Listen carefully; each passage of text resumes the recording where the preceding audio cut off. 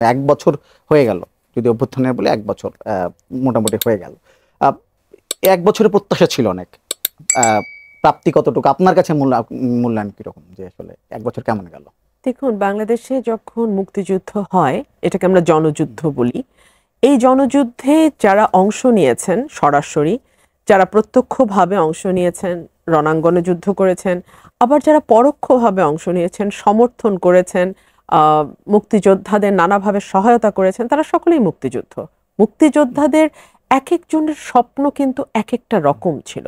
হ্যাঁ, সবাই স্বাধীন বাংলাদেশের স্বপ্ন দেখেছে, কিন্তু কেন তারা স্বাধীন বাংলাদেশ চায় সেটা একজন কৃষক বা একজন শ্রমিক বা একজন একেবারে সাধারণ শ্রমজীবী মানুষ যেইভাবে চেয়েছে, একজন শিক্ষিত মধ্যবিত্তের কাছে চাওয়াটা ছিল ভিন্ন, আবার আরেক শ্রেণীর কাছে হয়তো চাওয়াটা আরেক রকম ছিল।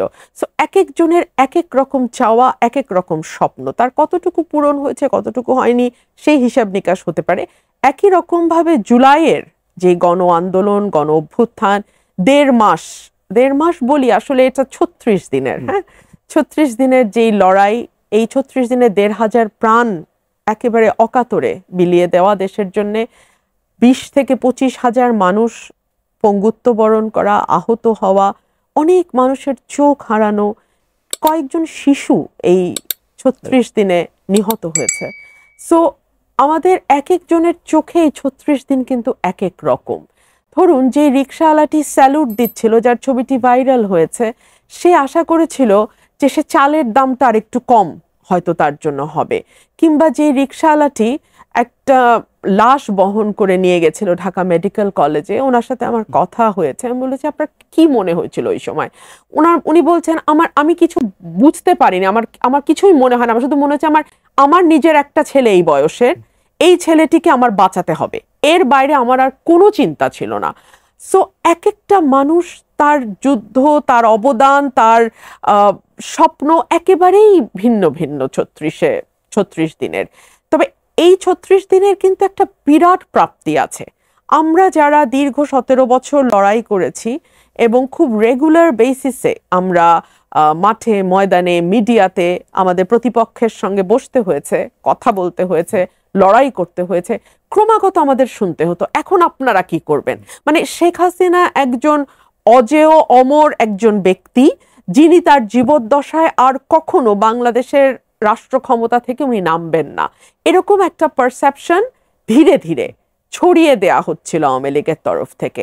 সেই পারসেপশনটার বিরুদ্ধে দাঁড়িয়ে এই ৩৬ দিনে বাংলাদেশের মানুষ আবারও প্রমাণ করেছে যে ঐক্যবদ্ধভাবে যদি তারা কোনো সত্যের পক্ষে গিয়ে দাঁড়ায়, তাহলে কোনো দুষ্কৃতিকারী, কোনো মাফিয়া কিংবা কোনো ফ্যাসিস্টের পক্ষে তার ক্ষমতাকে প্রলম্বিত করা সম্ভব নয়।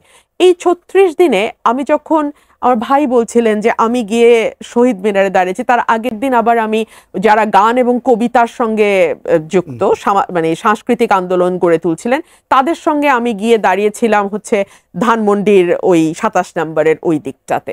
তো আমাকে যখন বারবার প্রশ্ন করা ছিল, আপনি কেন এসছেন, আপনি কোনো দলের এজেন্ডা থেকে এসছেন কিনা, আমি তখন বলেছিলাম, আমি কোনো দল থেকে আসিনি, আমি বাংলাদেশের নাগরিক এবং আমি আমার নাগরিক অধিকারকে ফিরে পাওয়ার জন্য এখানে এসে যুক্ত হয়েছি।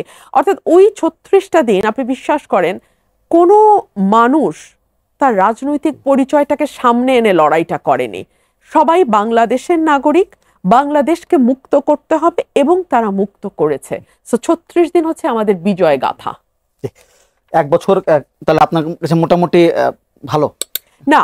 ১ বছরের আমি কিন্তু ৩৬ দিনের কথা বলেছি আমার বিজয়ে, কিন্তু তারপরে ওই যে বললাম, স্বপ্ন, এক একটা মানুষের এক এক স্বপ্ন, সেখানে অনেক হোঁচট খেয়েছি, অনেকবার হোঁচট খেয়েছি। ধরুন, আমি একজন নারী এবং একজন রাজনৈতিক কর্মী। হাসিনার আমলে আমাকে যেভাবে মেলাইন করা হয়েছে, আমার স্বপ্ন ছিল নতুন বাংলাদেশে আমাকে সেভাবে মেলাইন করা হবে না। আমার স্বপ্ন ছিল নতুন বাংলাদেশে আমাকে নিয়ে ভুয়া সংবাদ হবে না। আমার স্বপ্ন ছিল নতুন বাংলাদেশে আমার যুক্তির বদলে আমি আরেকটা ধারালো যুক্তি মধ্যে পড়ব। আমি কেমন ব্যক্তি, বা আমি নারী না পুরুষ, আমার পারিবারিক জীবনে কোন কোন সদস্য আছেন বা কোন কোন সদস্য নেই, সেই আলোচনাগুলো হতে পারে না পাবলিক ফোরামে। এই ভদ্রতা, এই সভ্যতাটুকু আমি আশা করেছিলাম, আমি পাইনি। সো এক একজনের ব্যথা, এক একজনের হতাশা এক এক রকম।